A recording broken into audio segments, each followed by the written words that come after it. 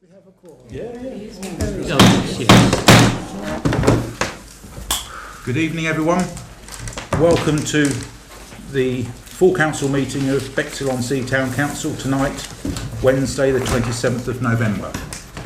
A few bits of housekeeping at the start of the meeting. Please can I remind everybody to put their phones on airplane mode.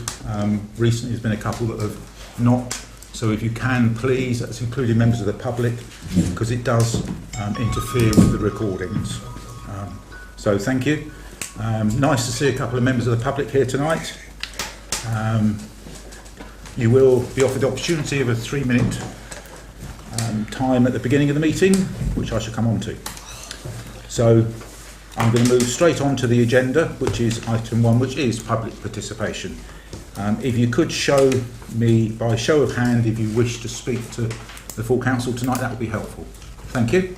We have one person wishing to speak. You have 3 minutes. If you could step forward to that microphone there, introduce yourself please, and you will have 3 minutes to speak. Thank you. My name is David Dennis, and I'm here to talk to you about Sidley Woods project and the problems we're having. Heavy rain makes Edgerton Park flood across its entire area when the tide gate is shut. Flooding could be slowed or contained using leaky dams. I consulted with the Environment Agency and a range of other authorities who all backed leaky dams. I gave Rother District Council Neighbourhood Services a set of proposals. I had already met the previous year with the leader of RDC and his senior team on the 22nd of August 2023. Councillor Oliver then authorised a statement saying that I could work on projects on RDC land subject to planning permission. Because Sidley is in the top 10% of England deprived areas, the Chief Constable of Sussex gave £1,000 towards the Sidley Woods project in June 2024. Bexhill Town Council backed the project and also paid £1,000. I began crowdfunder registration on the 9th of March 2024 with the aim of collecting £10,000 and was immediately contacted by East Sussex County Council to say that they would match fund. Then they wrote to me saying I was to shut down my crowdfunder because ESCC could no longer afford the match funding. I shut down the crowdfunder as instructed and received match funding at that point of time of £1,125. Overall, I managed to raise a ring-fenced total of £3,720.32 at the point of shutdown. The Rural Payments Agency of the government will supplement this with another £2,292 for 3 leaky dams at least 9 feet wide.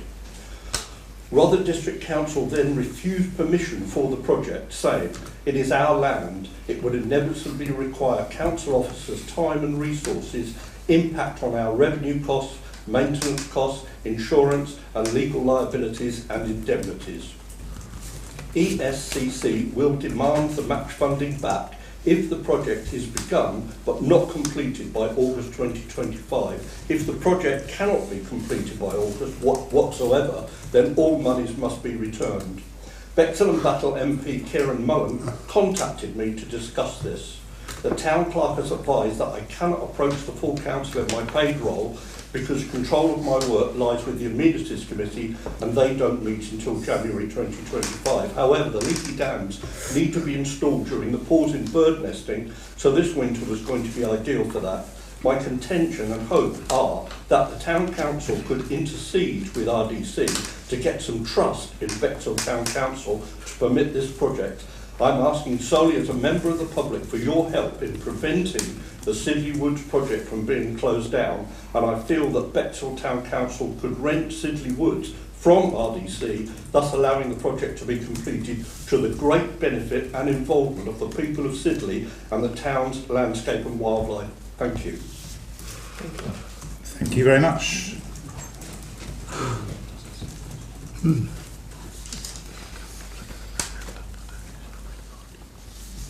It's not a question time for members of the public. It's just an opportunity for members to speak to councillors. No one else from members of the public who wish to speak? We'll move on to item 2, which is an apology for absence. I'd like to take these individually this time rather than en bloc, if that's possible, and the reason why they're not attending. Could you give them to me in an order of some sort? Yeah, sure. Councillor Terry Byrne said he's unable to attend this evening. Please pass on his apologies, and he hasn't got a report from CAB for you. Okay, thank you. No reason given. Then we have Councillor Crotty said he's feeling under the weather. Councillor L is away. Councillor Ruston is away. And Councillor Hampton said that she can't get here because of work commitments. Okay, thank you. I am going to remind everyone that it is a legal summons that is sent out to all councillors to attend meetings, and it seems to be we never get greater than 2/3 of councillors attending. It is a legal requirement to attend. I will say no more. I'll move on to item 3, which is to receive declarations of pecuniary and non-pecuniary interests. Do we have any of those? Councillor Winter? Member of Rotherham District Council. Thank you. Councillor Drayson? Thank you. I'd like to say just a little bit more than that. I'd like to declare that in addition to being one of the elected representatives of Bexhill-Quhurstwell on this council, I'm also an elected representative on Rotherham District Council. As a member of both councils, I try to help the residents of Bexhill and Bexhill-Quhurstwell to the best of my ability. I feel that my commitment to Bexhill is often questioned by some members of this council because being a Rotherham District Councillor. Many councillors across the UK sit on 2 councils, some even on 3. I'd like to assure you that I'm no less committed to Bexhill just because I'm on Rotherham District Council. Thank you, Chair. Okay, point taken. Councillor Timpey? Rotherham District Council. Thank you. I would echo Brian's sentiments. Thank you. Absolutely. Thank you.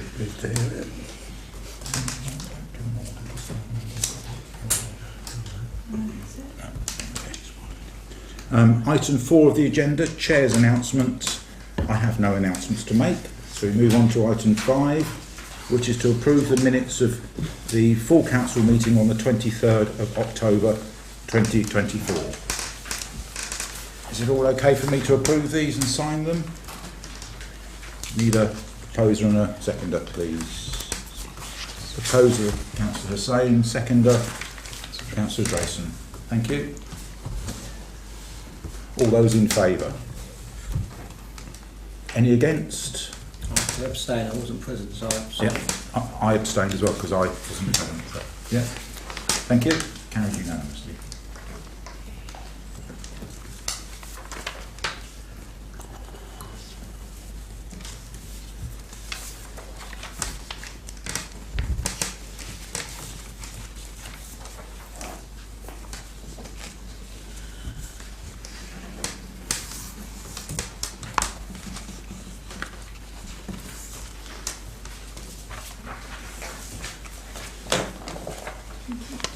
Thank you. Item 6 is to note minutes from committee meetings held since the last meeting, which is Appendix B and Appendix C. A Amenities Committee on the 6th of November and Finance and Audit Committee on the 13th of November. That is just for noting. Item 6B, to note current vacancies on committees as per terms of reference. We have some vacancies. I'll take them in the order they're on here. We have 2 vacancies for Planning and Development Committee. Do we have any volunteers to go onto that committee? Thank you. Councillor Peters. Any other volunteers? We need a proposer and a seconder. So Councillor Peters has proposed himself, a seconder. A rush of hands. Councillor Drayson. All those in favour? Congratulations, Councillor Peters, you're on the committee. Thank you. They are fortnightly meetings, but I'm sure our clerk will send you all the details. 6B2 is the Finance and Audit Committee. We have 1 vacancy on there, and I would like to jump in early and nominate myself to go on that committee. I did put my name forward at the initial structure meeting of the committees, but chose to withdraw because I thought it would interfere in my role as chair. Having been chair for 6 months, I don't think it would. So I would like to nominate myself. Are there any other people who would like to stand on the Finance and Audit Committee? Councillor Blagrove. Okay. Anyone else? So first off, I need a seconder. Anybody like to second me? Councillor Sane, Councillor Blagrove, have you got a seconder? Councillor Winter. Okay, so it is down to a vote.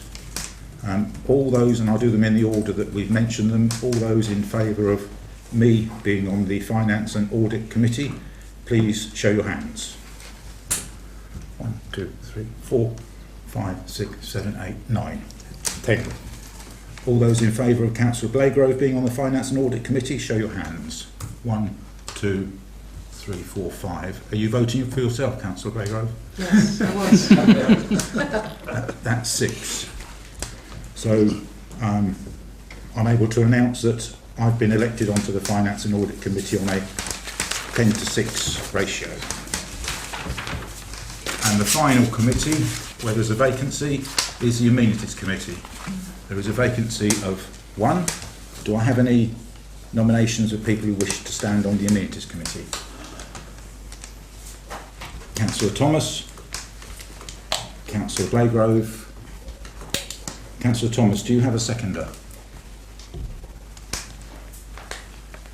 Councillor Blagrove, do you have a seconder? Yes. So I only have one councillor who's been proposed and seconded. No other nominations, unless you can find a seconder. Councillor Thomas. Councillor Jacqueline is seconding Councillor Thomas. So it will now be a vote, and I will do it in the order that I first said the names. So Councillor Thomas first. All those in favour of Councillor Thomas to be elected to the Amenities Committee, please show your hands. 1, 2, 3, 4. All those in favour of Councillor Blagrove. 1, 2, 3, 4, 5, 6, 7. So on a 7 to 4 ratio, Councillor Blagrove is elected onto the Amenities Committee. Thank you. Okay, I move on to item 7, which is recommendations from committees. There were none. Item 8, the Mayor's Office. You've had my report that's been sent out today on things that I've attended. A couple of highlights for me. One was the Remembrance Sunday that was put on. I think the town clerk and her team did a magnificent job. I think that everything went as smoothly as I've ever seen it before, and there seemed to be a lot more people there than what there's ever been, and I've heard nothing but positivity around that event, so that was really good.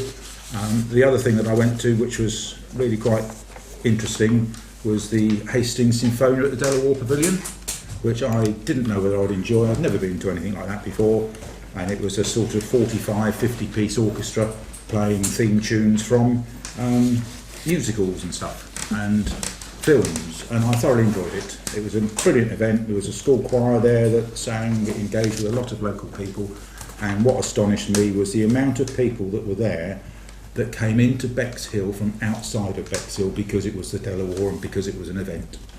I'd heard it before, I've now seen it with my own eyes because I was speaking to a lot of them, so it's proven. So, brilliant event, and I've always said I would highlight 2 of the things, and for that month those are the 2 that I thought were very, very good.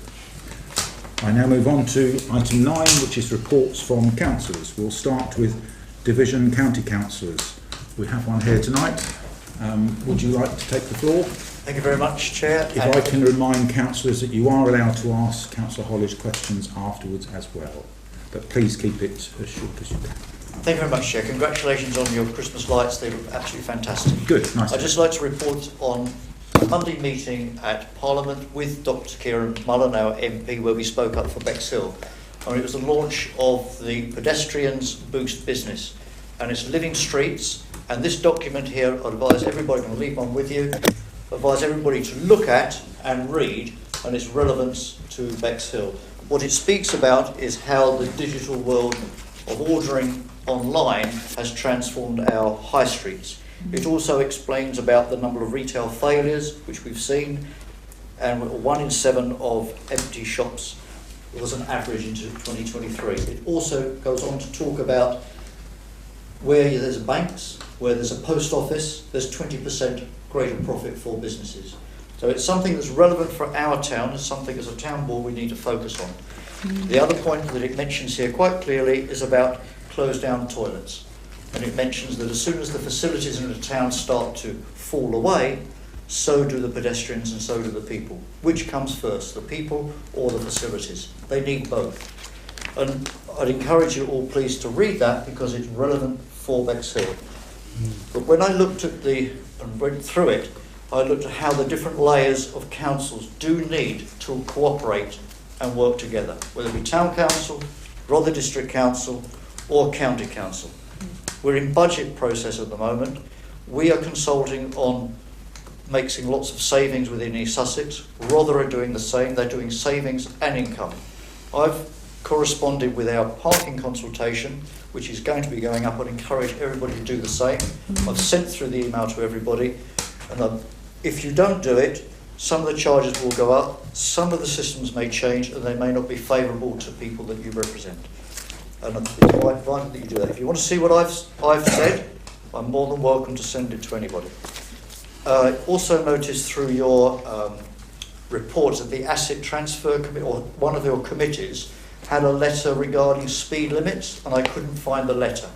Tomorrow I'll be presenting this report that's taken me another year to do, speed limit review. We get 4,000 requests for road safety measures, for speed limit reductions, and it's taken us a long to write this report, and I'll be presenting it tomorrow to the committee. It may get reported in the press. But there was another thing that I noted on your report, financial report, was about the purchase of Little Common toilets, potential there.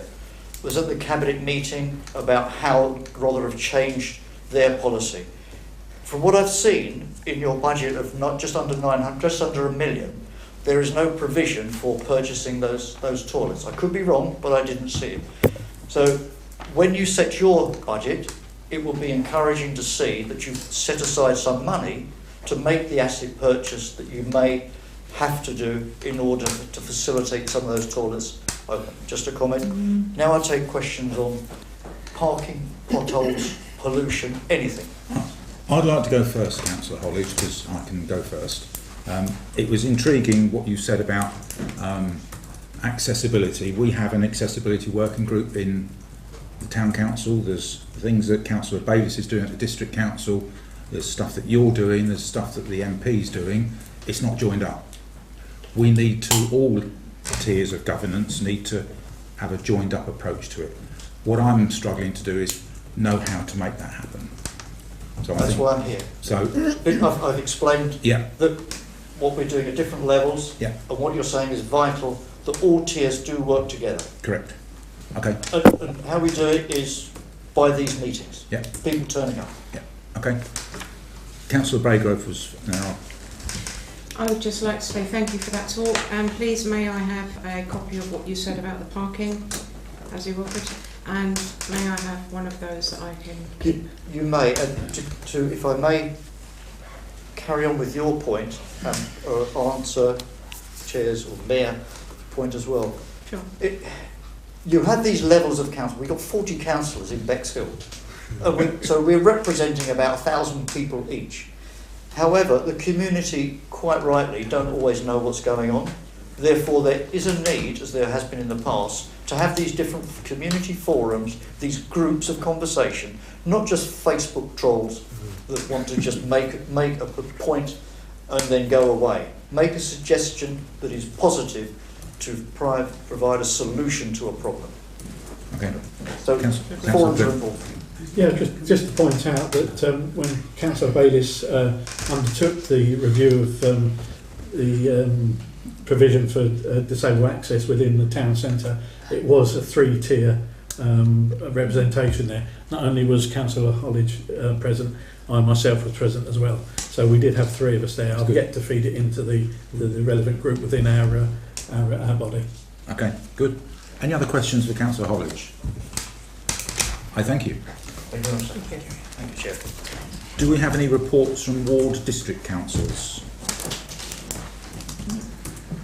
No hands raised, so I'll move on. Any ward reports from town councils?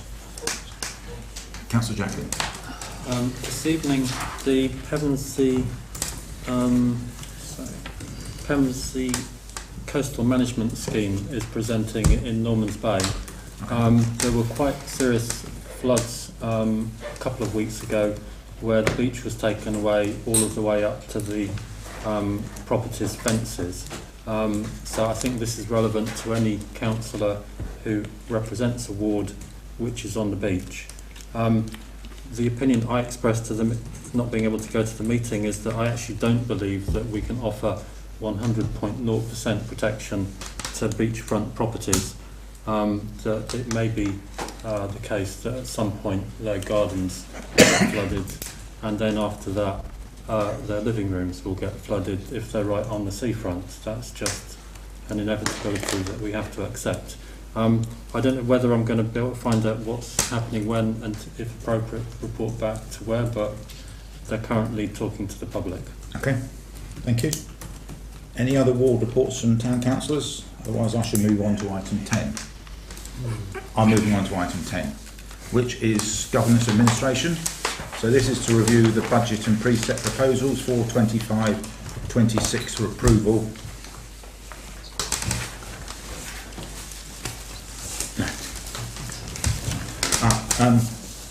What I am going to do, I'm going to be a little bit creative, I think might be the word.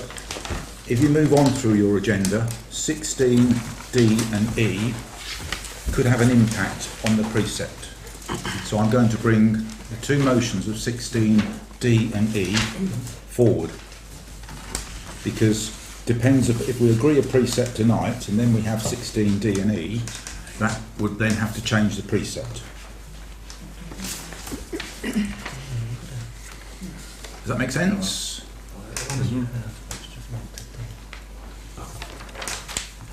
So under motions of councillors, which will be on page 3, 16D and 16E both could have financial impacts. So before we discuss the precept, I'm going to do these two motions first, because depending on the decision made from these two motions might affect the precept. So it is okay, Councillor Pym, 16D, yours is first of those two. Can I ask you to talk through that motion? I'd rather talk, well, I can talk through it, but what I was hoping to do was follow Councillor L's motion, because it very much comes on the back of Councillor L's motion. I have spoken to Councillor L, and he's more than willing for me to put forward his motion at full council. So, with your indulgence, Chair, if I could first of all speak on Councillor L's motion. If you're happy to take over Councillor L's motion, I have no issue with that at all. Okay, right. So we'll merge C and D into one, or keep them separate? Keep them separate, because... Okay. 16C then first. This is, Councillor L's asked me to present this to full council, to contact rather and express an interest in the future of the Town Hall building as an asset and possibilities of acquirement. Now, we can look around this table now and we can see we're barely 3/4 capacity, and we're tightly knit. If we had a full council in this room, we will find it extremely uncomfortable, and therefore we need to look into a more appropriate location. The most appropriate location available was the Town Hall and the Town Hall Chamber, which this council utilised when it was first formed. Unfortunately, we haven't had a favourable response since then. It met on they were used in the hall at different times. The facilities there were not being allowed to be available to us. We have since moved on and got our own facilities, and so therefore we may be able to utilise our own recording facilities within the chamber. That is negotiations that had to take place. But first of all, we need to know this council's intention, whether they would believe it of interest of the future of this council to meet within the Town Hall building. It may very well come up within our term of office, or maybe in the next term of office, so the next council, that building comes up as an asset to be devolved down, and therefore we need to be ready in order to accept that sort of possibility. So we need to know a statement of intent from this council, and that's basically what this motion is about. Okay, so that 16C is the possibility to purchase the Town Hall. I didn't say possible, nothing about purchase, acquirement. how that comes about. Okay. There's a new asset policy which has been alluded to, Rother District Council transferring or devolving policy down, and it's us to utilise that policy to maximum advantage. So first off, do you have a seconder? I believe I have a seconder. Yes. Okay, we've got a seconder. So question time. Councillor Jacklin. 2 points. If the town clerk knew that we were all going to turn up and many members of the public were to also turn up, I presume we could just open that door and say we'd be okay in this room. The town hall is a nice building, but it's a bit big, probably much larger than we could afford or want. Okay, Councillor Baygrove. I would echo that as well, because this is quite a substantial building for what we need. I'd like to see the stage probably utilised with the chairman and the clerk, etc. there. It would make ample space for another 2 tables to be added here, which would accommodate the whole council. And as Councillor Jacklin said, we can then open those doors if we were to get a deluge of public. So once again, it's more money to go to the town hall. It's lovely. We started off there, we've landed up here, you know, but it's what we can afford. And myself, I'd like to say I'm quite happy with being here. It's nice and warm. Okay, thank you. Councillor Grayson. Thank you. I'd echo, it's not only a big building, it needs a lot of repair and work doing on it. I know Rother are sort of repairing the toilets before we get them, but the town hall needs a lot of work doing on it. I'd love the idea, I really love the idea that Bexhill Town Council should be in Bexhill Town Hall. But there are so many problems with that, and one of the things I'm concerned about, because I've realised a couple of times at meetings, I've been guilty of mentioning a rumour I've heard. So where has suddenly this, that the town hall might be available, come from? Is it a rumour? Is it people talking, oh well, there's bound to be a unitary authority, because I thought last time somebody was talking about a unitary authority and everyone said, oh no, they were talking about something else. So I don't know where this has come from that we suddenly think we urgently need to flag up that we'd be interested in the town hall. Okay, thank you. Councillor Carroll. Thank you, Chair. I haven't heard anything about purchasing, buying, spending money. All I've heard is that we're to express an interest if it does become available and how we can go about getting it. I stand in, I've been on this council from day one, and Councillor Plim on day one told me more about the town hall than I'd ever known in my whole life of being in Bexhill, and I know you're very passionate about getting it back for the people. I think we've missed the point. We're not here to talk about how much and how it's to talk about if it does become, what are the next steps, and we should be ready for it. Okay, thank you. Councillor Goss.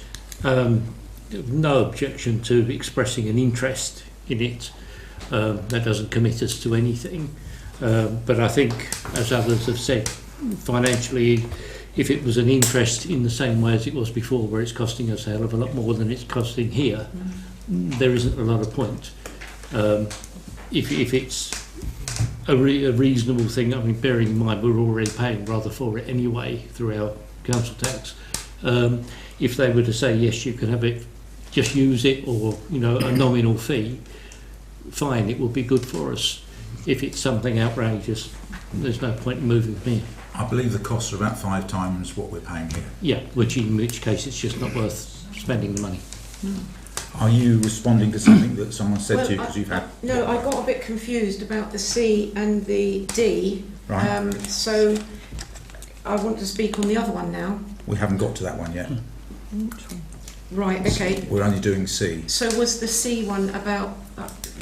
C says... It's about acquirement. Yes. Yeah. C says to contact Rother and express an interest in the future of the town hall building as an asset and possibilities of acquirement. Okay, I didn't speak on that. I spoke on the next one about taking the meetings there, because that was a little bit confusing. So I've got something to say on C. Okay. That's okay. So I would just like to say, rumours abound and all sorts, but for some time now, it's been a plan, and I don't know whether it's still within the Rother district plans, to actually, they had plans for that town hall, and I don't know that we just come along at this point. I mean, they can barely afford to heat it. The maintenance Can I for point it. out, this is not about Rother District Council, this is us wanting to express Well, I an know interest. that, but it's like if you know, I'm just pointing out why they can't do that. And if it is in their plans, they've got plans for it. So I don't think it's a great idea for us to go, we'll have it. You know, can we have it? Okay. Well, we have this motion. Is there anyone else that wants to speak to it? Otherwise, we'll go to a vote. Councillor Jacqueline. Just briefly, whilst I recognise that we might care about the future of the building if it were to no longer be used by Rother, and I would support a motion where we took an interest in its future, I wouldn't support one in which we expressed an interest in acquiring it for the reasons relating to money that have already been discussed. Okay. Anyone else? Councillor Timpey. Yeah, I forget who mentioned the new disposal policy, but I think if you read it, all assets have to meet a best value, Yeah. as well as social and economic and whatever. So I think we need to bear that in mind, because I can't imagine such a huge asset would be devolved for what people may be thinking. Yeah. Okay. Councillor Thomas. Yes, it is a very large town hall, and obviously things have changed a lot in the 100 years since, or plus since it was built. But if we're going to be the town council, what is the difference between the town council now and 100 years ago? That they needed such a large building. It was a different world then, I guess. Computers, things to be done. I don't know. I wasn't there. Councillor Pym, would you like to comment to any of those comments that have been made against your motion? Yes, certainly, yeah. Echoing Councillor Carroll's response there are no rumours, there are no talk of this at all. It's purely trying to get ahead and express an interest. It is an iconic building within the town, lots of history behind it, and what we would be a failure to do is sit by and see that grand building either possibly sold off to a hotel chain or something like that. And I'm not saying that's going to happen. I'm not saying it's going to happen at all. But by the fact that we express an interest, we are saying that we really want to keep an eye on this. Okay. We really want to keep an eye. Second thing is, if we then wanted to acquire it by some means, it was hinted that the maintenance will be high cost because of its the age of the building. It's unachievable for Rother District Council to maintain that building because of their financial restraints. They cannot increase the precept and they cannot go for other routes of income. We can.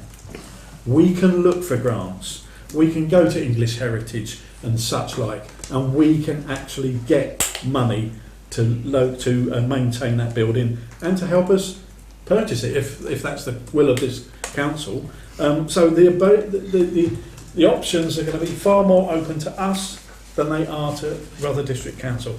But that's looking ahead of the game.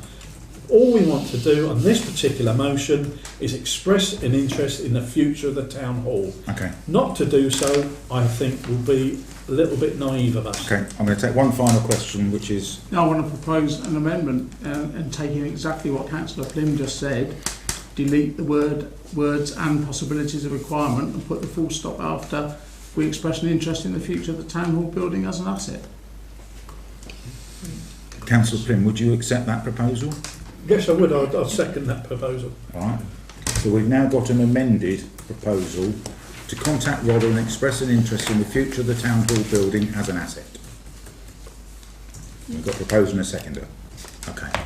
I'm not going to debate it any longer. I think we spent enough time on this. So all those in favour of that proposal, please show your hands. All those against? That's carried. 16D. Councillor Plim. Okay. Now this jumps ahead of the game a little bit more as well, because if at any time this council or a future town council instructs the clerk to seek the usage of Rother District Council of the town hall for our town council meetings, then rather than delay that process, let's give the town clerk the possibility to adjust meeting days from a Wednesday, because I know at present, and I know we're talking at present, Wednesdays is extremely difficult to use the town hall because of other meetings that are in place, are setting up for other meetings and such like. So it just gives that flexibility should we come to instruct the town clerk to seek usage. It gives the town clerk the flexibility to look at the week and work out what suits the logistical demands of the building and ourselves. Okay. Have you got a seconder for that motion? Doesn't look like it. Oh, sorry. Yeah. We're on D. Yep. Looking around it. Is there a seconder? Councillor Carroll. Okay. I'm going to go first this time, then I'll come over to Councillor Drayson. My understanding is that you can't have it on a Wednesday because of preparation for another day. I wasn't around the town council when it was set up, but councils don't always meet on a Wednesday. Most meet on Mondays or Thursdays. Councils I view anyway. So the issue is a financial one as well. It will multiply by 5 our costs of, which is why I brought this forward, because it will affect the potential precept if we go with that motion to give the clerk the flexibility of changing the meeting day. So my concern is financial, because it will multiply the costs. It will go from, it will multiply by 5. No, because we haven't instructed the clerk to look at, so we're not looking at it for this financial year. Okay. We haven't instructed the clerk to look at it yet. But it will be for next financial year if we do, if this motion is passed. No. Okay. There's no financial date line on this at all. Then there should be a date line in there, otherwise there is no point in putting a motion forward. There is. It gives the clerk freedom to choose. Councillor Jacklin. Should it arise? Through the chair, perhaps the clerk can tell us how much we were paying to use the room. I would support considering this move if there wasn't a financial implication, and therefore the chair could relax as to whether agreement of this was important. But it's a matter of fact how much we did pay in comparison to how much we are paying. Do you have that off the top of your head? It's around between £150 and £200 a meeting in the chamber. So is that significantly more than what we're paying now? This is £40. So if it was 200, it would be 5 times the cost of what we are paying here. And on the budget, which is why it's important we discuss that, it's on here somewhere, it's £1,800 for a year, so we'll be putting 4 more lots of £1,800 to our precept to have meetings in the town hall. Councillor Goss. Again, I agree with that. We shouldn't go for it for cost reasons. Stick with where we are. Also, the flexibility to adjust the meeting day, that's fine as long as it's set for the year that certain meetings will be on certain days, but not changing them monthly or something. Okay. Councillor Drayson, I missed you earlier, I apologise. Right, 3 things really. I couldn't support something that's too conditional. Should this council say something in the future, then we'll do this. If we're going to register an interest, and if it becomes a possibility, then that's when we ask the clerk to do the things we want to do. And, Cavill, your point, I'd like to see a discussion on the day that we meet, because very often next year's dates will be done with no reference to the council saying Wednesdays is the best day and we can carry on doing best days. So I hope we've got that flexibility, and I don't mean every month like they said, but before 25 starts, or at least before 26 if we've already done it, that we consider which day is best. Is Wednesday the best day? And that's got nothing to do with the cost of the town hall. It's this making this council work for the members. And that's a valid point. It might assist more councillors being here. Councillor Sane. Yeah. I just want to say that obviously in all of this we are saying that it's 5 times the amount, but we don't actually know that until we go to Rother to ask them. So this is just saying to ask them, and obviously Rother are looking for money, so they may come back to us and say that actually, you know, it will be this cost instead of what we were charging before because we need the money. It could be. I'm just saying it might not be.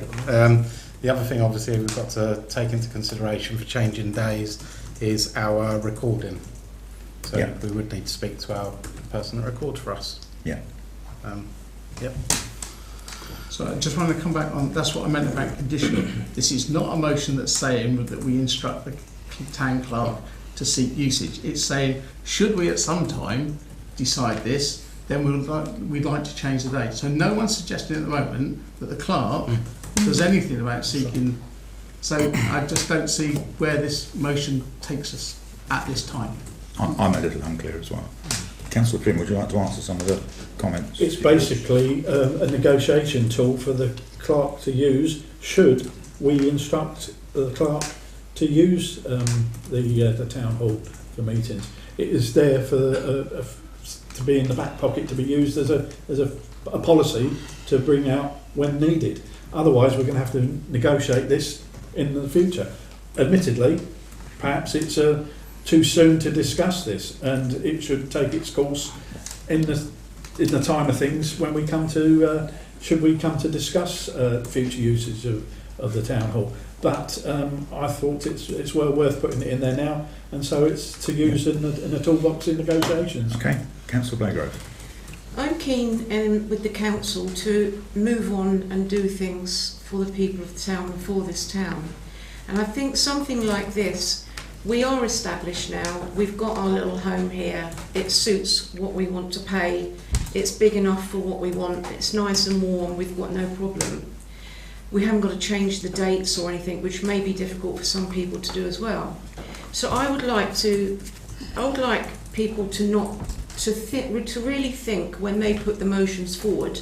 I know they're all done with good intentions, but some of them are backpedaling and would cause us to debate endlessly about something that would cost us more money when we're not trying to spend more money. So I'd just like to say that in the nicest possible way. Thank you. Okay. I think I've given everyone enough time. I'm just reading the first line of it, and it says, should this council at any time in the future instruct the town clerk? So really, shouldn't the motion be going forward when we want to instruct the town clerk, not in the future, but when we want to do it? Because that's too open-ended, because it could be at any point when we decide. Isn't the motion progressed when we decide we want to do that, not now if we want to do it at some point in the next 10 years?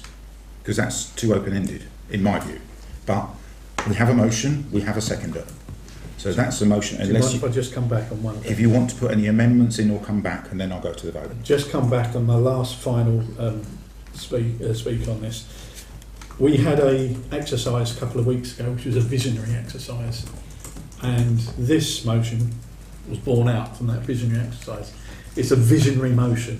It's to look into the future, to put there in the future. It's not to look at the costs now and match up the costs, and because that's now. It's not then. Things were changed drastically by the time we come to sort of look at these sort of things, and it could be in our favour, it could be against us at the time. But until we get there, we don't know. This is a visionary motion, and I had hoped that the council would have the vision to go forward with this. Okay, let's see whether they do or we don't. So we've got a proposer, we've got a seconder. All those in favour of this motion, please show your hands. 1, 2, 3. All those against, please show your hands. 1, 2, 3, 4, 5, 6, 7, 8, 9. That motion's fallen. 9-3. Very good debate. I think that's probably in the future by the sounds of it. So I'm now going to go to 16E, which happens to be my motion. I'll read it. The full council requests that the clerk investigates the implications of the devolution of parks and gardens with a view to a phased approach to transfer responsibilities to Bexhill-on-Sea Town Council and, very important, and to contact Battle Town Council to understand how their parks and gardens operate. So I'm just going to speak to that motion before I open it to the floor. Parks and gardens were first discussed in this town council many moons ago, and it was not the right time. We know that parks and gardens is important to a lot of people in Bexhill, and we have to think about our residents all the time. And I keep hearing parks and gardens, and there's never been a motion since I've been on the council to investigate it. And if I'm honest, I don't think I really understand what parks and gardens mean within Bexhill, and I would like to understand, is it verges, is it just the parks, is it the gardens, how does that work with the maintenance agreement, is it contracted out, is it sold on to somebody else? It's a big overview of how it impacts us. So this motion isn't committing the town council to anything, it's to investigate with a potential. Now the potential of the phased approach has already started, because we're taking on Pepsham Play Park that we've got as a project, and we're having to agree with the lease for all of that play area. So we're already in effect entering into a phased approach by doing that piece. I know because I was invited along with the previous councillor Brailsford to a discussion at Rother District Council, and it was suggested that we should go and look at Battle Town Council because they manage their own parks and gardens, and I think that's why I put that in there, because why wouldn't we go and investigate and look at what a nearest town does, how many they employ, do they have their own equipment, blah blah blah blah blah.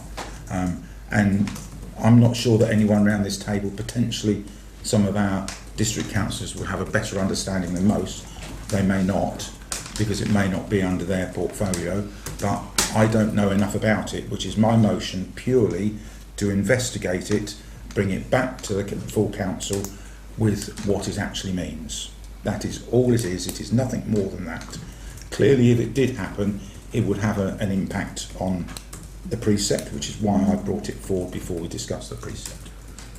So I'm not going to say any more. I'm now going to go around the table. Councillor Drowson. I thought you might like someone to second your motion, Chair, before you speak to it. Yes. So I'd like to second it. Thank you, Councillor. And I'd like to say, I like the idea of this because, I think I made reference before, I don't want to be the ones that are always rather say, would you like this? I want us to be the ones saying, we would like that. And that's a very important step, to say we want to take it on, or we want to investigate it, not we're going to get what we're given. Yeah. Councillor Baggrove. Parks and gardens. Parks and gardens has been spoken about for a long time. We know it's going to be a lot of money, and of course it is going to be part of the things that RDC try and devolve to us. First of all, let's look at toilets. I'll have to touch on this for a second.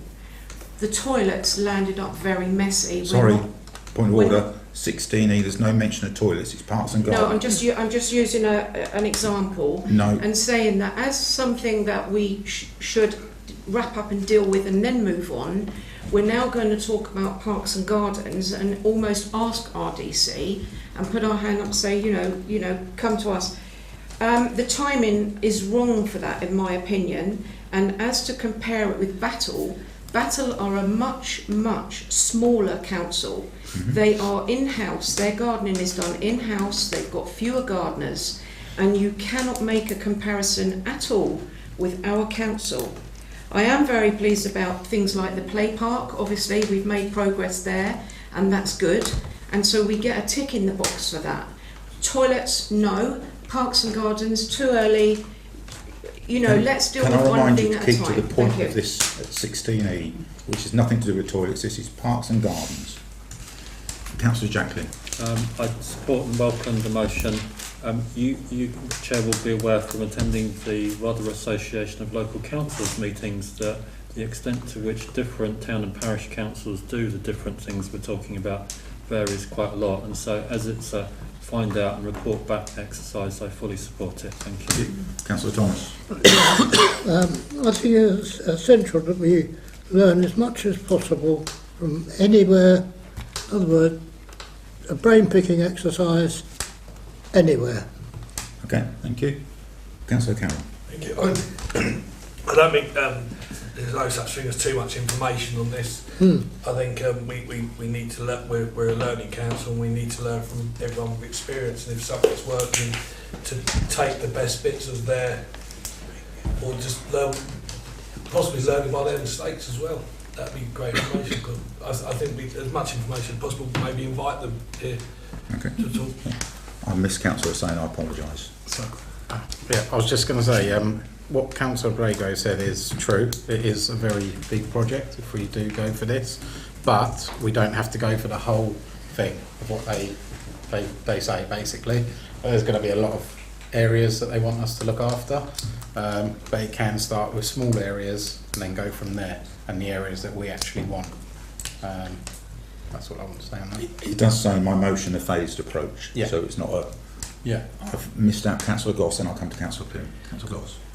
Yeah, it is a very big thing. I'm not sure if it's not going to get very messy with a bit of a phased approach, because obviously the precept's got to be broken down and passed down to us, and trying to break that down, if you say, well, I'll take this park and next year maybe another one, is going to be very difficult and messy. As far as I know, Rother subcontract. We use a contractor to do all their work because it is so much, and I don't think they've got anybody in particular in the council who deals with this sort of thing.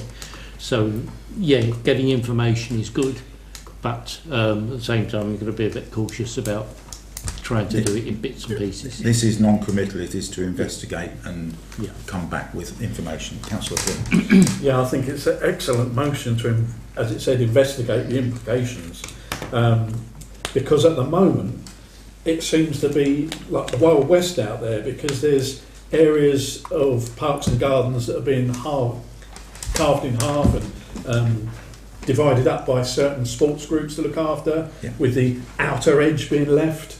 And so we don't really know what the implications are going to be. Correct. And so we need to know. And going back to what Councillor Hollidge said earlier on about communication between the various levels of local government. This is a vital area that we need to be communicating in a two-way approach with district to town council. So, all in favour of this. Okay. Yeah. Debated enough. That's my proposal. Councillor Drayson seconded it. All those in favour, please show your hand. All those against, please show your hand. 2 against. That's carried. Thank you.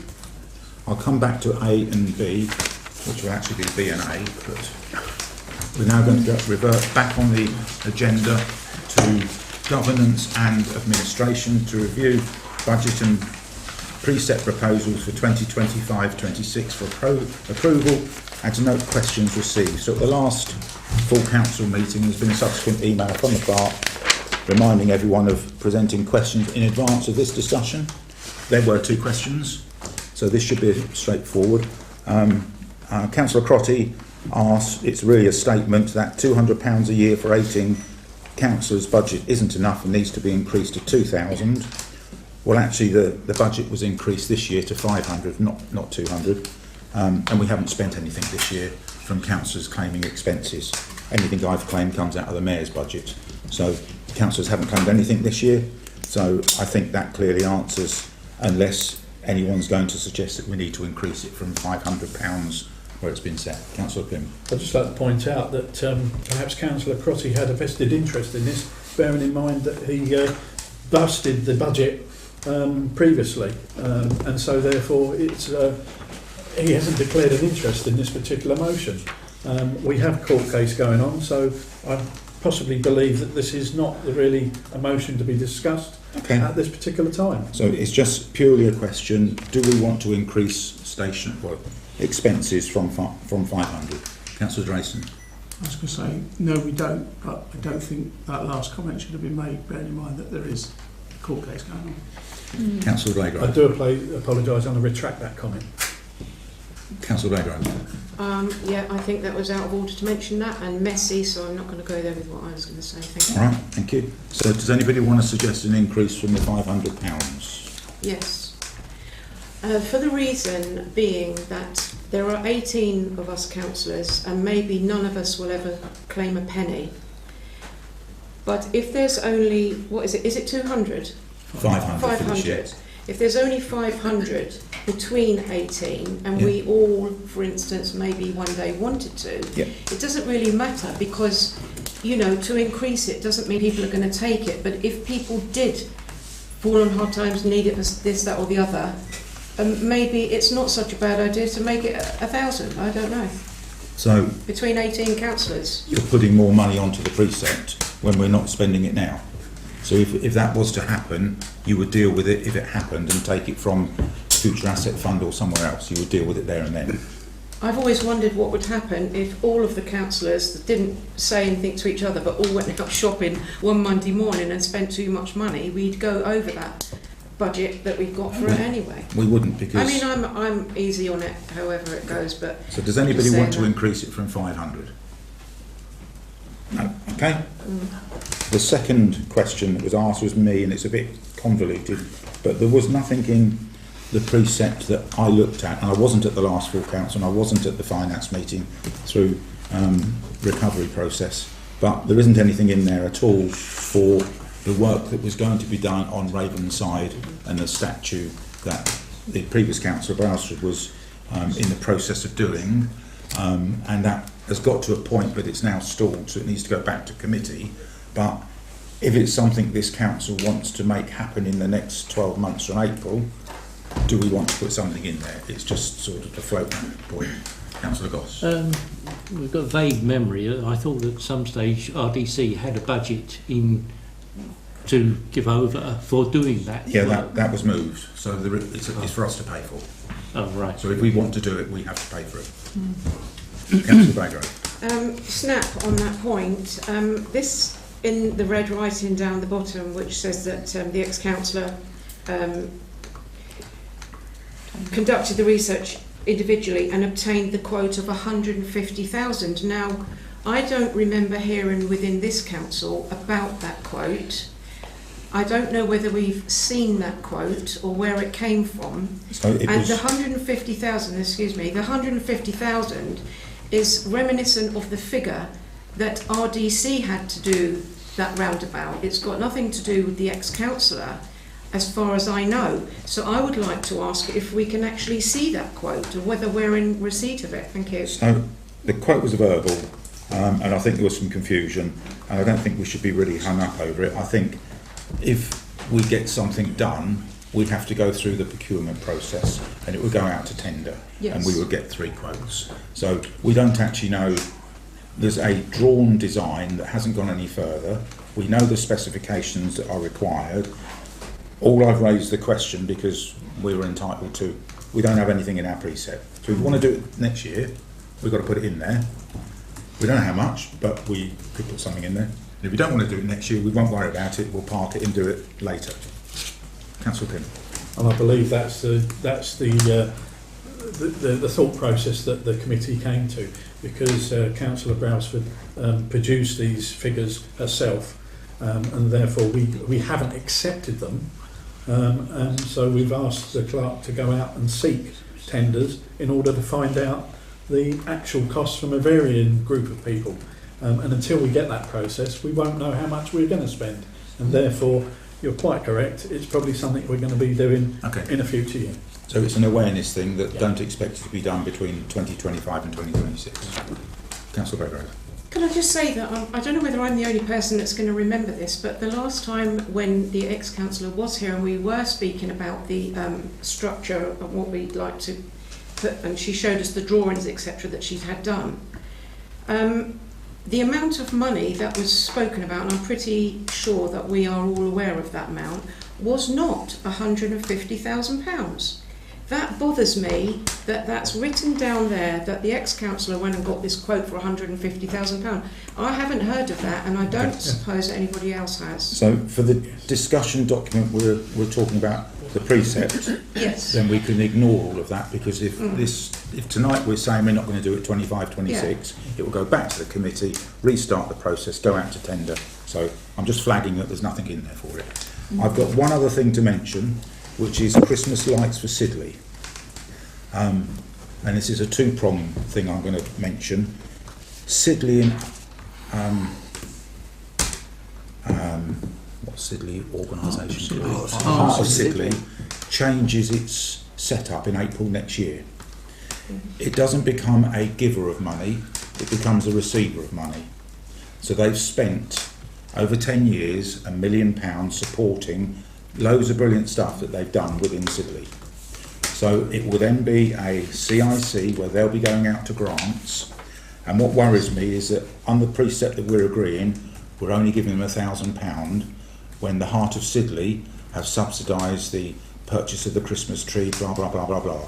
And I think we should make that significantly more. It was talked about at a previous meeting that Councillor Carroll raised, but now it's pretty obvious that the Heart of Sidley won't be.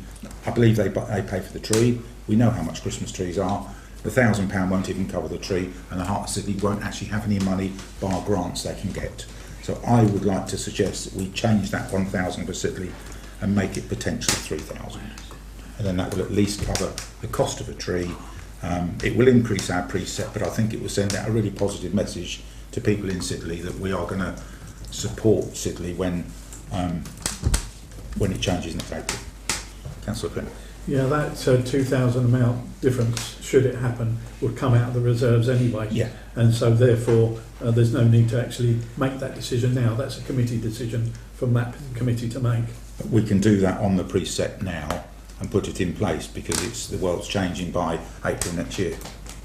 So the committee won't have chance, it will have to come out of reserves, whereas we can put it in the precept. And an extra 2,000 on top of 951 is a very small amount. Councillor Drayson. That was my concern. It's virtually nothing, an extra £2,000 with the cost of lights. We know how much Bexhill's costing, and they look lovely. I will echo Councillor Holledge on that, but 3,000 isn't enough. I'm concerned if we say it can come out of reserves, because the question I'm going to ask in a moment. I'd like to see it. I'm thinking 10,000 at least, but I know it's on the precept, but Sidley is part of Bexhill and it wants Christmas lights as much as any other part of Bexhill. And I know Councillor Winter in a moment might mention Little Common, but you know, 2,000 almost seems like an insult. I think we have to remember that Sidley has been supported by roughly £100,000 a year from the Heart of Sidley for the last 10 years, and that's not going to be there. Whereas Little Common hasn't had the same oomph of money that was given 10 years ago. They've managed to do it themselves, and if they came to us, as was mentioned before, we would revisit it. But I personally know that the Heart of Sidley will change their setup next April, so they will need more money, so why not put it in the precept now? Would be my opinion. Councillor Grego.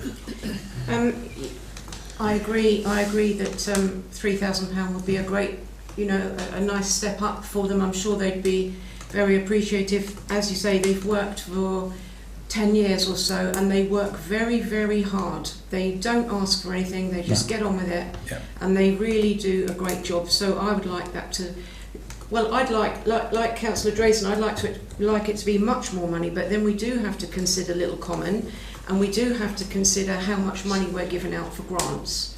And so I think for now, I certainly would agree with you that 3,000 is a good figure to start with.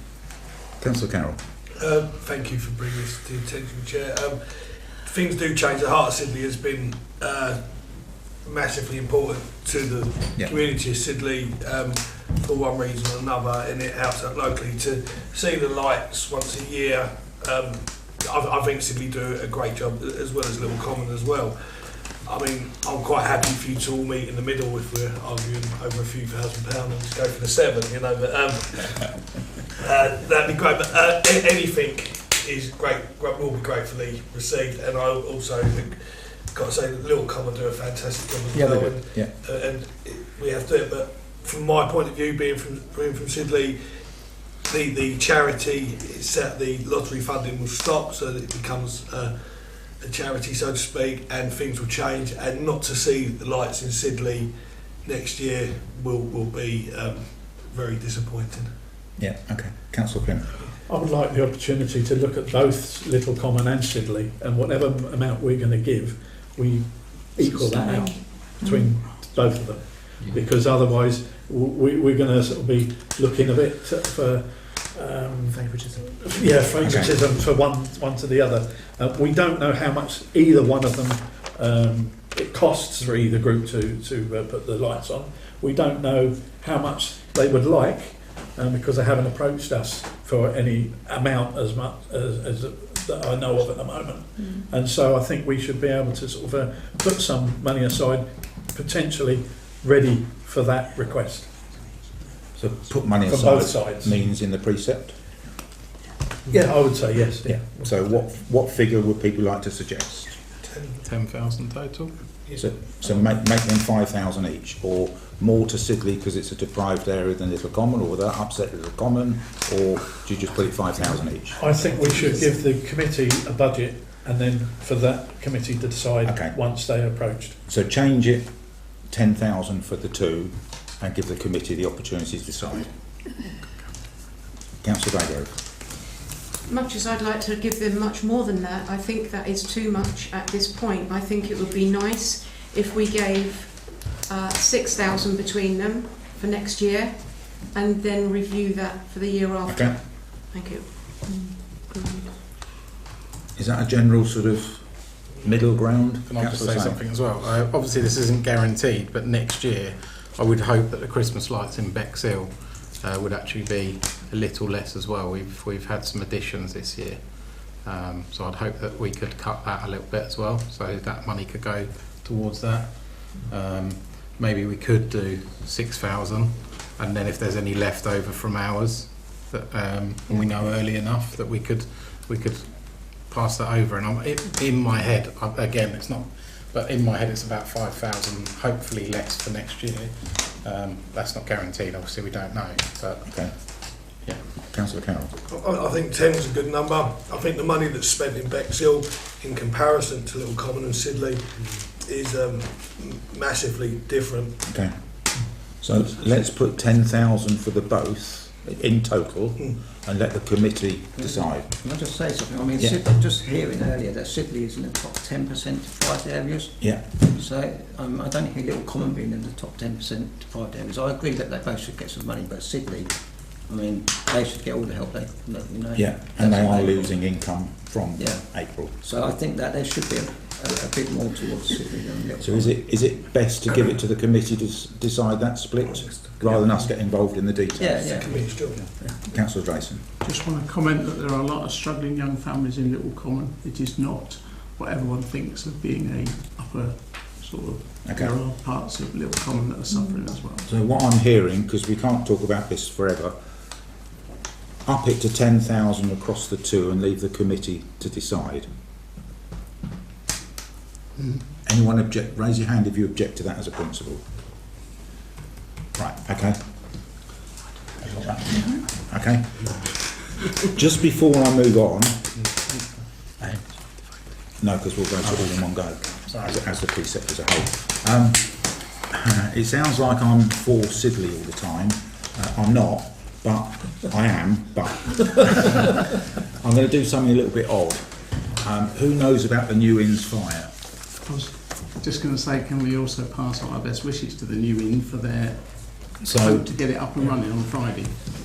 So I think it's a tremendous attempt. Even the employees of the New Inn are going to go and help at the Freedom Church for the food afterwards because the pub is shut, so they're really involved in the community.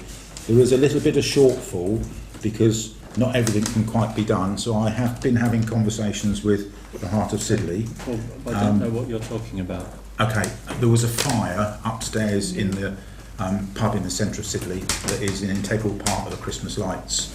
So there will be no lights on the pub. The tree will still be lit, and there'll be no food presented and no alcohol for sale either. So it's a bit of a downside of the event. Can I just... Yeah.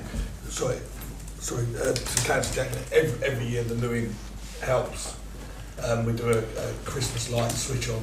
The children from All Saints, they would come down to outside the Newing, they sing carols and there's food, and then they go up to, it used to be to All Saints, it goes to the Freedom Church now, and it's open, there's arts and crafts, it's open to everybody, it's not just the people of Sidley. If you want to go up there on Friday, you'll be more than welcome.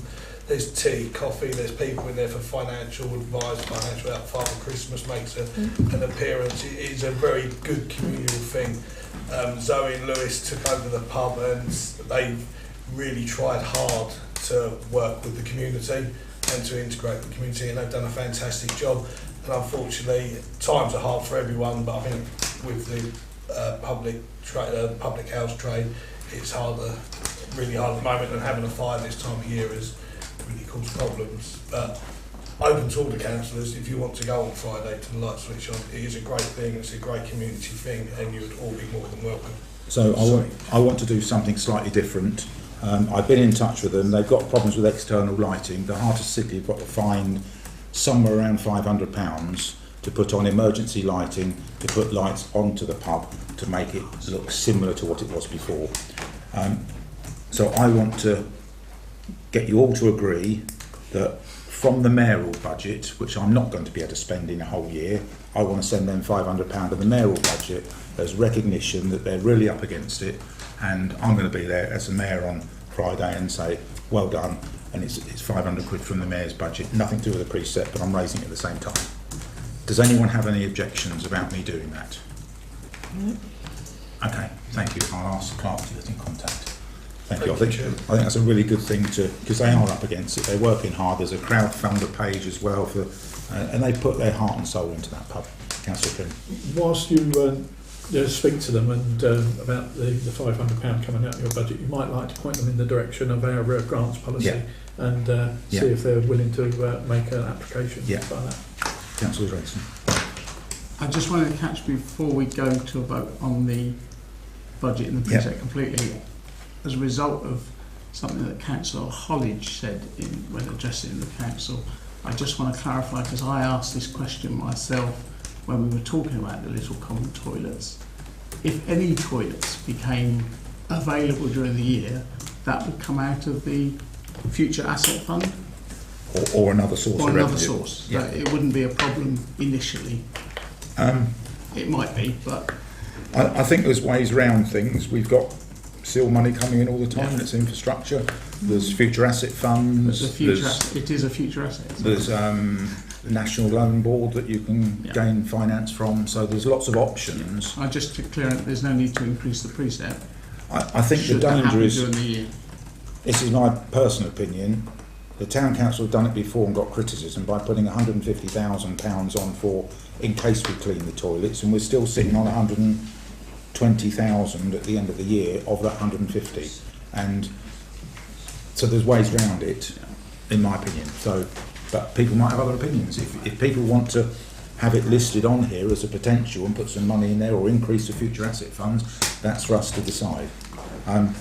We do have an opportunity tonight to pass this, not leave it to December or January as it's been done before, so that the clerk can then send it off and move on from it. I think it's been debated. The last meeting it was said send in questions. There aren't any. People have been given the opportunity to review it. Are there any other questions around this precept for next year?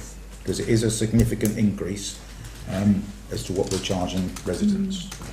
Councillor Jacklin. I share Councillor Drayson's concern about our need to be able to get on with the toilets if we're able to take them over, but I also accept your reassurances that we will be able to do so.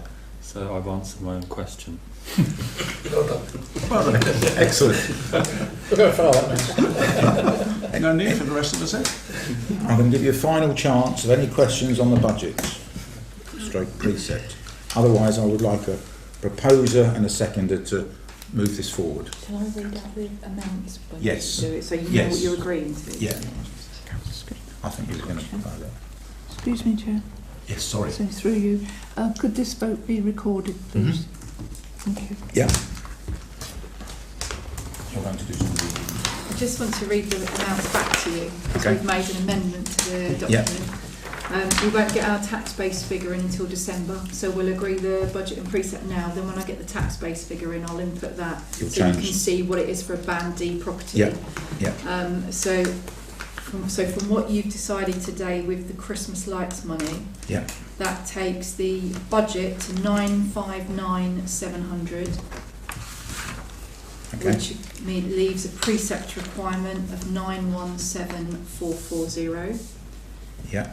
So if we base it on last year's tax base, which we expect will increase, Yeah. but we don't know for sure, if we base it on last year's, that's a Band D equivalent of £52.93 for the year, compared to last year, which was £41.15.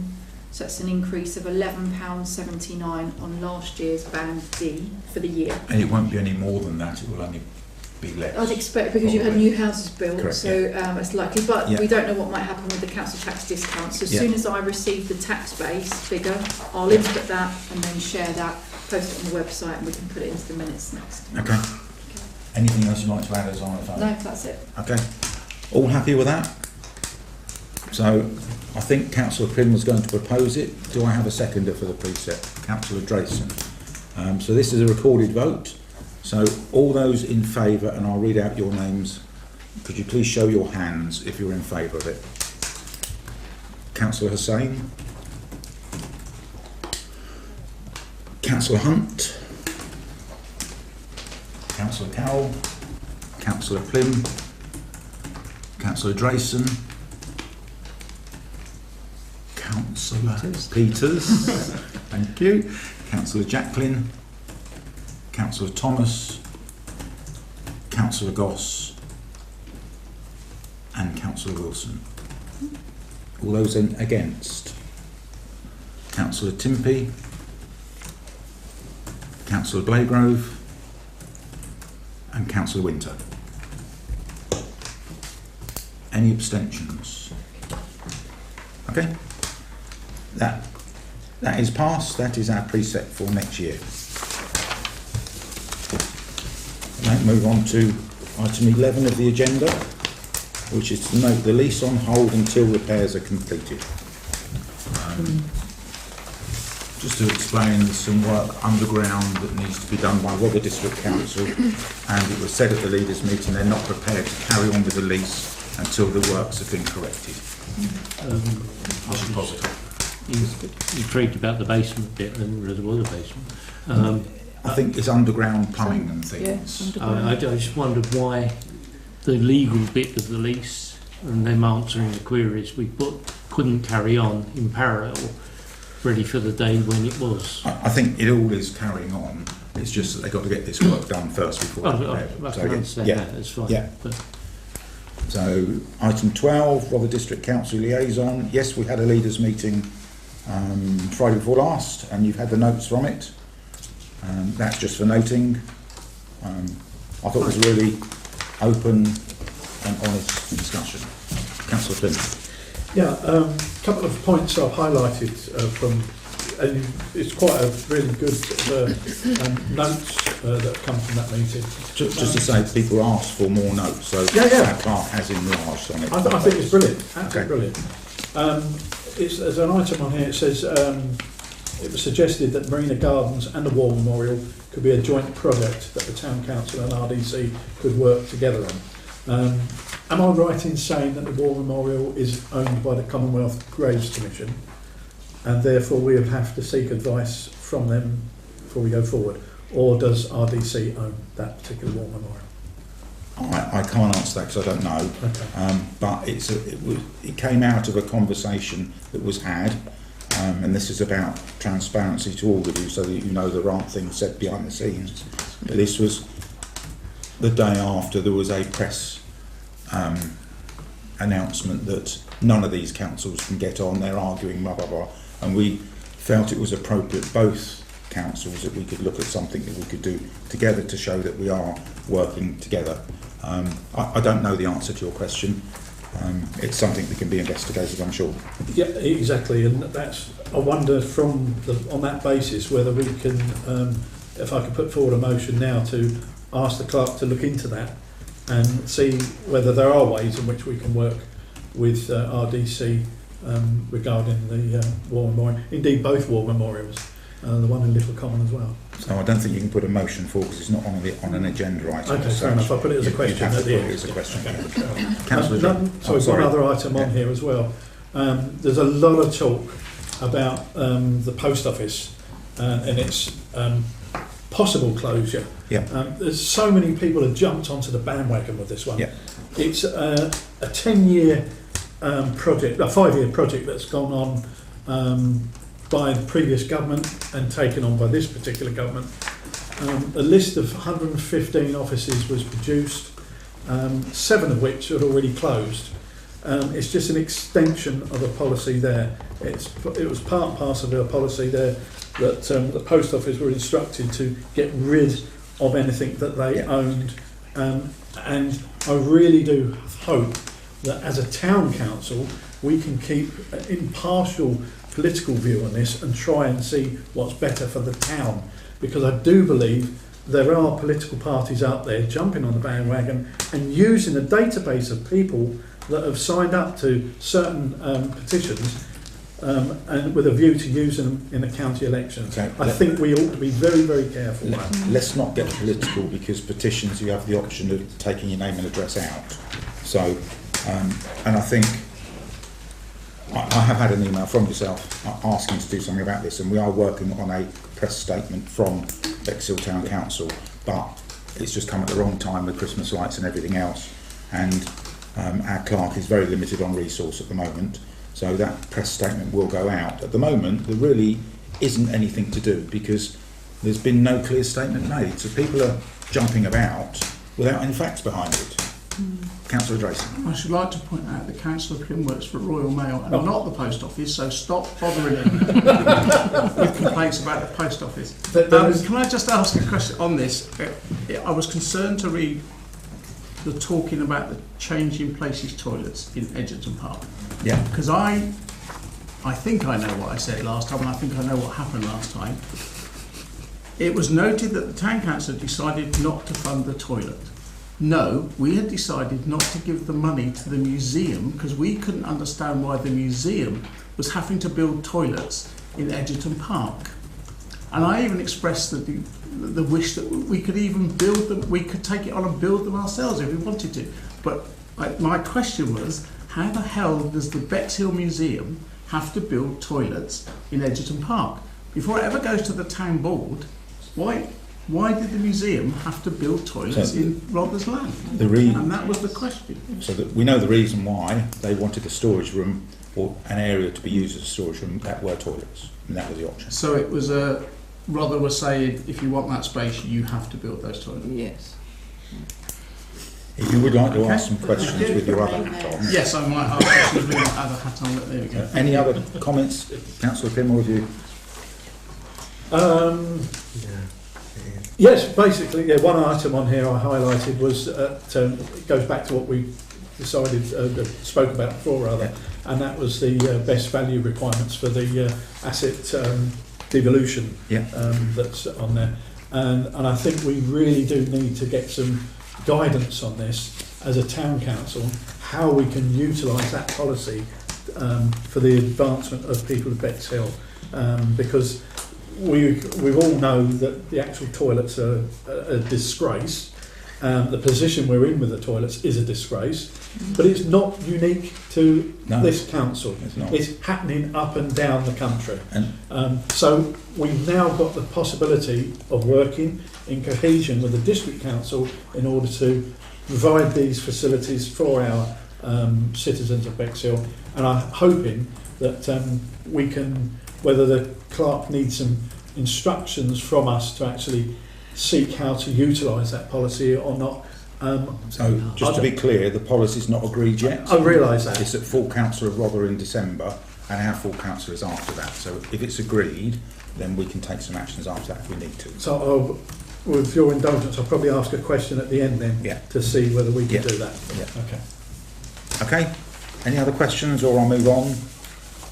Okay. Pepsham Accessible Play Park. So the draft lease is still underway.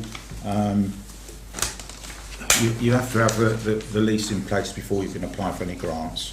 You've got to apply for grants before you can make it happen. So it's a bit of a chain reaction. It was discussed at the leaders' meeting, and they are going to try and give us a note of intention of the lease being available, and that may help. We've spoken today, and I think that the likelihood is we're just going to apply for grants, and then by the time they come back and says, "Where's your lease?" we'll have the lease. So we're going. That's about right, isn't it? Mm-hmm. Yeah. So we're going to make some progress, because everybody around the table is very keen to make that happen. Visioning exercise, note preparation report is underway. For those that were here, I thought it was really excellent discussions that were held there. Item 15, external representative reports. Anything from Rauk? Next meeting is in January. Okay, thank you. CAB, we haven't got a report. Bexhill Air Cadet Squadron, I haven't heard anything from them. Bexhill Maritime, anything from Bexhill Maritime? Yeah, just to mention that on Tuesday evening they had their first AGM. Okay. They've now got 58 members of their organisation, and they appointed 2 new trustees, Ellie Gibson and Lord Brett McLean. Okay. Things are moving, but very slowly. Have they given a timescale as to when they think the project's going to start? It really depends on the issues they have with the design and the space that's now available, because it's now shrunk because of Southern Water's assets that we can't build near. So I think all the answers will be available once they've gone to pre-app, which is happening hopefully soon. Okay, because that's what we funded, the pre-application for planning. Yeah. Okay. Littlegate Farm, Councillor Jacqueline? Nothing to report. Okay.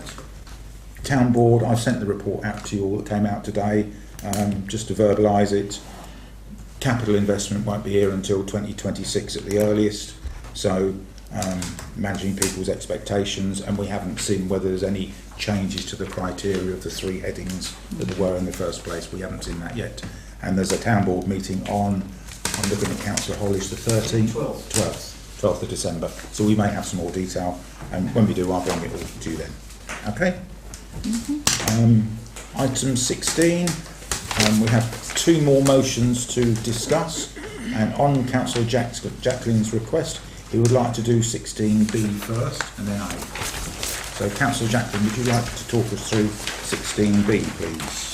Yeah, a couple of weeks ago the National Audit Office published an investigation into the acquisition of the North Eye site by the Home Office, who paid £15 million to investors who had bought the site for £6 million the year previous. The report was fairly critical of the process that the Home Office used, but it didn't go into the question how come they paid 15 million for something those people bought for 6. There is now a public inquiry into which I'm going to feed in as no to North Eye. The submission date has just been moved to tomorrow evening. I would like the town council to submit the evidence we collected from the April meeting convened by the previous administration. The reason being is that talking to Scampton, Wethersfield and Dorset, in all cases the Home Office did not consult local residents, they did not communicate with them, and the point of the public inquiry is to learn lessons, and I think the lesson of the work that the town council did is a good lesson, that you did organise something where people were able to express their concerns, and so I would like merely the town clerk to direct the inquiry to the published information on the town council website. Okay, so it's just the 6 or 7 pages of questions that were collated from that meeting. And okay. yeah. Okay, that's your motion. Have you got a seconder for that? Lots. Okay, good. Okay. Any questions? I've got a question. If the cut-off date is tomorrow, to make it timely for our clerk, have you got an email address that it would need to be sent to? Yes, I think I've already sent it, but I can resend it in the morning. Okay, so it's just, I'll ask our clerk whether you'd have time to do that tomorrow. Yeah, okay. We've got a proposer, seconder. All those in favour? Carried unanimously. Okay, we now go on to 16A. So this is a little bit more hypothetical. It's the motion is whether we would like to discuss something. It's not to discuss the thing. So a month or so ago, a motion was put forward to East Sussex County Council asking the County Council to apply to become a member of the City of Sanctuary Local Authority Network with the aim of becoming a recognised Council of Sanctuary, and then also to appoint a councillor to act as a migrant champion. So that motion was not passed and was replaced by something else that reflected the fact that within East Sussex there are refugees or migrants who are helped. I first became aware of this probably a year or so ago at one of those UN meetings. They keep sending us emails, and I believe that the modus operandi is that these motions will be put forward in as many places as possible. Given the concerns expressed in the April meeting I've just referred to by local residents, I'm not convinced that the people of Bexhill would welcome this, but my point now isn't to discuss whether we would support it or not, it's to discuss whether we want to discuss it. Okay. Any questions? Councillor Grayson. The answer, no, I don't think we want to discuss it. Okay. My only thoughts are the main implication would be housing, and the Bexhill Town Council don't have any input in housing, so why would we want to get involved in it? Councillor Flynn. My view is that we've had no need to discuss it at the moment. Point of order, Chair. I think we need a seconder. Okay. Cool. Thank you. Have you got a seconder for your motion? No, and it feels as if it may not get one. Any hands showing for a seconder? Right, you've got a seconder. Point of order dismissed. Carry on, Councillor Flynn. Yeah, I don't think there's any need to actually put forward a motion to discuss this subject, because we haven't got anybody coming to us saying that we've got a need for this City of Sanctuary. And I don't want to discuss the pros and cons of City of Sanctuary, because that will be going into the motion that... Yeah. So I don't think there's any need. Okay. Anyone else want to comment? Otherwise I'm just going to go straight to a vote. All those in favour of this motion, please show your hands.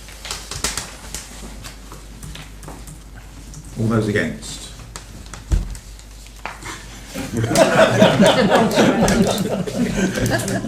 That's because I listened. That motion fell. Okay? That's the whole point of meetings. That's the whole point of meetings. You always want to be on the winning side, don't you? So, moving on to item 17. Thank you. Item 17A is, you've all read the email from Bexhill Museum, which I thought was really helpful and very interesting. Gave a lot more detail that probably a lot of us weren't aware of and will help us potentially, and we've got it on record now. I'm not going to discuss that because it's just an email. Item 18, they're the questions with the answers alongside that were raised at the last meeting. They're there for your information. Quite a lot of them.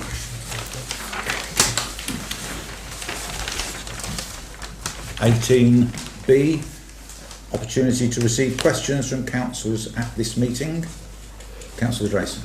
Thank you. In March, the full council rejected a recommendation of the Terms of Reference Working Group to disband the Planning Committee. Since that time, the Planning Committee has carried a number of vacancies, I know one was filled tonight, and has only met on 7 of the 12 scheduled dates. Given that members do not receive the weekly list of planning applications from Rother District Council, How can this council ensure that important applications are not missed?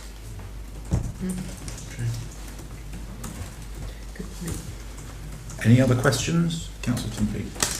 Yeah, this is going back to your notes on the leaders' meeting. Okay. There was, I think the last paragraph was about the lighting of the beacon and the general feeling at that meeting that there should be a prosecution. And I just wondered what the town council were actually going to do about that. The only way that a town council can do something about it if somebody puts a motion forward, and no one's put a motion forward.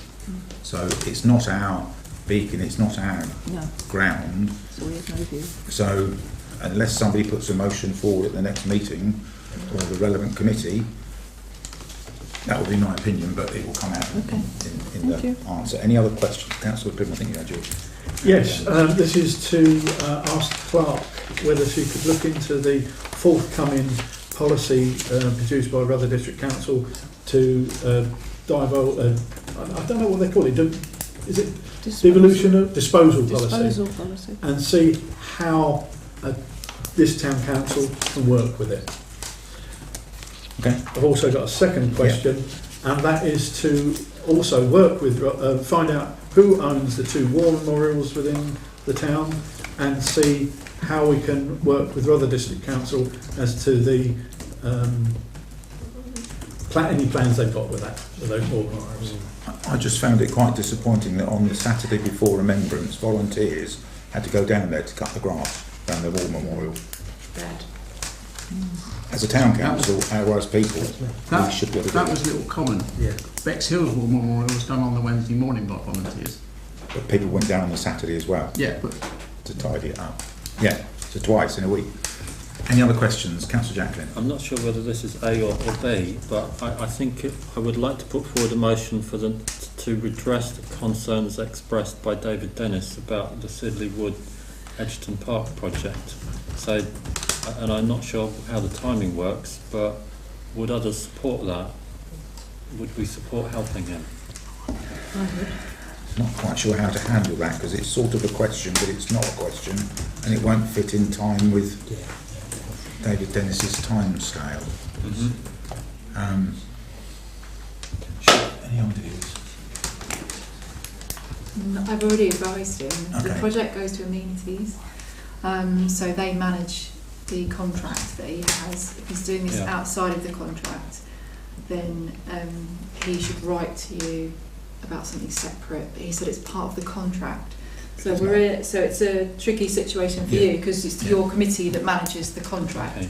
Okay. They're meeting in January, so they would then take the opportunity to talk about who owns the woods and if the council want to take ownership of the woods. Even if they do that, that isn't going to happen very quickly. So from an urgency point of view, if the council did decide eventually to take on the ownership of Sidley Woods, that I'm sure that would be a large project that wouldn't be able to be progressed within the timescales that are needed right now. Okay. Shall I talk to him to try and clarify the short-term help that he needs, such that it could be brought to the next full council meeting? If you wish, Councillor Blagrove.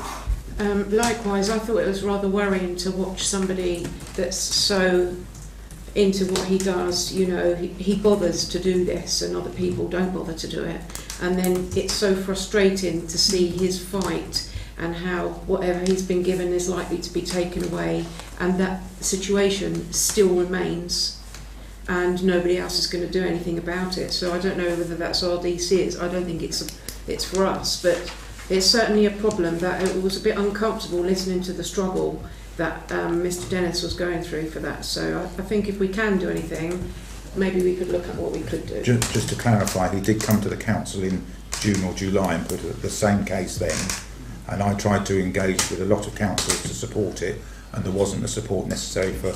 I wanted him to have 5,000 with a matching fund from East Sussex, and it would have been done.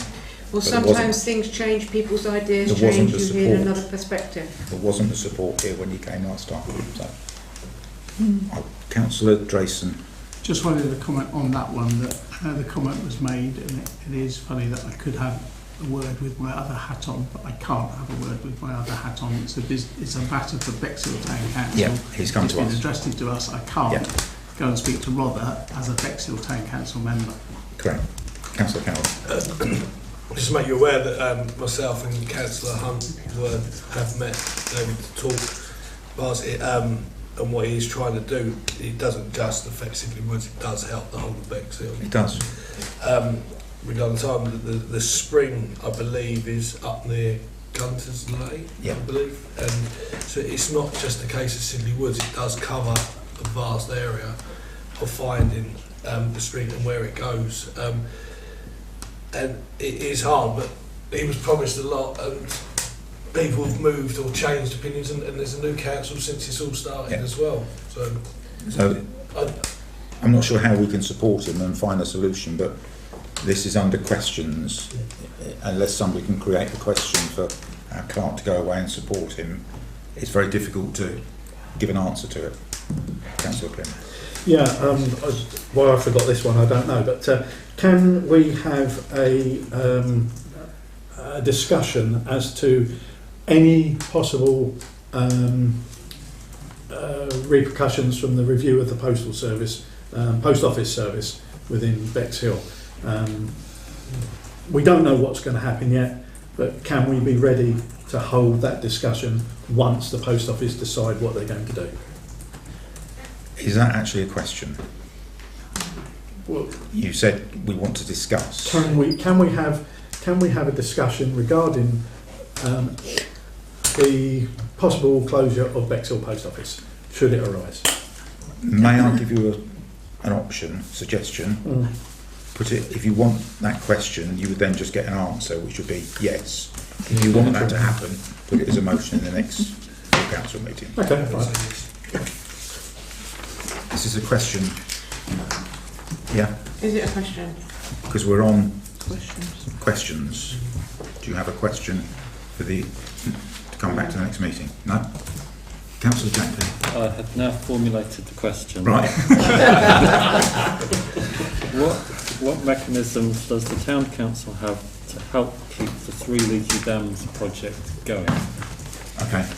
Sorry, I didn't hear that. What mechanisms does the Council have to keep the Three Leaky Dams project going in the short term?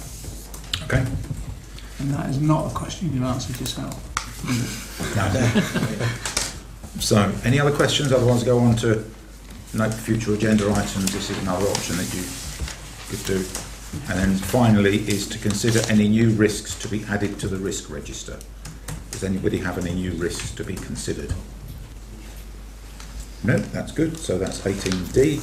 Move on to 19, which is the date of the next meeting, the 18th of December, and all motions to be submitted by the 9th of December 2024. At that point, I'm now going to close this meeting to members of the public. Thank you.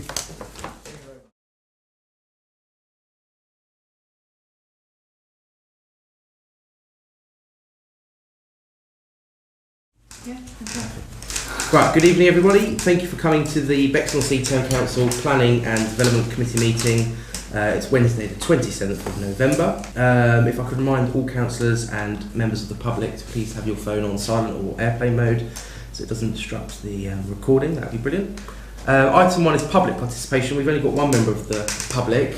Do you wish to speak, sir? Yes, please. Could you come over to the microphone and you have 3 minutes. Thank you. Thank you. Brian Drayson speaking to you as Chairman of Rother District Council's Planning Committee. I am aware of a planning application in Bexhill that is quite a vital one that I think this council should have commented on, but it appeared on the agenda of one of the meetings that you didn't have. May I forward those details to you, Chairman, for you to put it on the next agenda because there is still time to make comments on the application. Thank you very much. If you could forward them to the clerk, that'd be brilliant. Thank you. Item 2, apologies for absence. Have we got any apologies this evening? Councillor Byrne. Thank you. Item 3 is receive declarations of pecuniary and non-pecuniary interests. Does any member have any interest to declare from items on the agenda this evening? No? Item 4, Chair's announcements. I have no announcements. Item 5 is the minutes, to approve the minutes of Wednesday the 23rd of October's 2024 meeting. I assume we've all seen and read the minutes, and are we all happy for me to sign those minutes? If I could have a show of hands for those happy, please. I can't remember this one. Perfect. I shall sign them.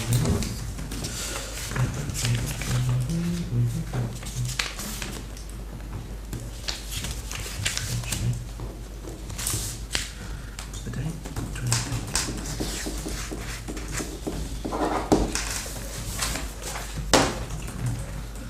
Right. Moving on to item 6, which is plan applications. And we'll go through it in the usual way. And then if you wish to speak on that planning application, then please shout, holler, scream, preferably put your hand up, but just in case. So we'll start with A, B, C, D, E, F, G, and H. No one has anything to say on those planning applications, okay. Item 7 is planning decisions made by Rother District Council since our last meeting. All of them are on there. I will point out to the committee that letter I, which we did comment on in our previous meeting, which is RR 2024-1418-PIP, which was the Cedars Sandhurst Lane, which was the erection of up to 6 dwellings, has been refused by RDC planning officers, and as of this week, I believe the applicant has gone to appeal. So as ward council for that one, I am watching that one carefully. But I just thought I'd point that out because we did make comments on that one. So I thought the committee would like to know. Item 8 is the neighbourhood plan. To note the meeting held on the 7th of November that both myself and Councillor Plim attended. There's nothing really hugely to say apart from that the officer from Rother District Council that we met gave us plenty of information about, you know, the steering group, how she's done ones before, how other parishes in the district have done them before, and what the process is, and we sort of updated her that, you know, we have got some initial members for the steering group interested, and yeah, that was, I don't know if you had anything, Councillor Plim? No, I think that was concise, sort of a brief of what we experienced. Of that, it was a Zoom meeting, so it was a little bit frustrating rather than having a face-to-face meeting. I'm just looking forward to the new year, and hopefully with the clerk's guidance we'll be able to get the neighbourhood plan up and running, the initial stages of the neighbourhood plan up and running, and also that we could probably reference back to our big survey we did, and look at also what Rother District Council are doing with their plan as well. So hopefully we sort of start the ball rolling in the new year, no doubt. Item 9 is motions from councillors, there were none. Item 10, committee actions, there were none. Item 11 is correspondence, to note that the applicant has withdrawn the appeal for Clavering Walk in Bexhill. Item 12 is questions from councillors on future agenda items. A is to note answers to questions from last meeting, there were none. And B is to receive questions and future agenda items. I do have a question for the clerk of council. Is it possible for all members, not just on the planning committee, but all town council members, to be sent the weekly planning list that Rother District Council produce? Does any other member have a question or future agenda item? No? Okay. And that moves on to the last agenda item, which is item 13, to note the date of the next meeting is Wednesday the 11th of December. Thank you very much. Close.